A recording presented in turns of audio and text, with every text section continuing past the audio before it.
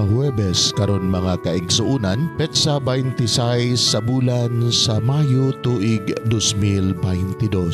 Ang pagbasa kinutlo gikan sa Ebanghelyo sumala ni San Lucas, Kapitulo 24, versikulo 46 ngadto sa 53. Og miingon si Jesus kanila, kini mao ang nahisulat nga ang Mesiyas kinahanglan nga mag-antos og unya mabanhaw sa ikatulong adlaw.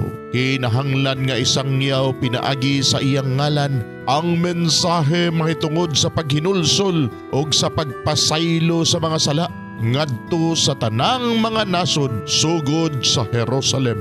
Kamo mga saksi niining mga butanga og ako mismo mao ang magpadala nganhi kaninyo sa gisaad sa akong amahan. Apan kinahanglan maghulat kamo dinhi sa syudad hangtod nga mukunsad kaninyo ang gahom gikan sa kahitasan. Unya gidala niya sila didto ngadto sa gawas sa syudad hangtod sa Betania.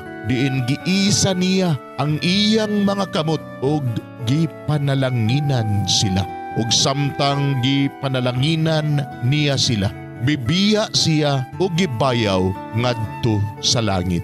Gisimba nila siya ug unya mibalik sila sa Jerusalem nga malipayon kaayo.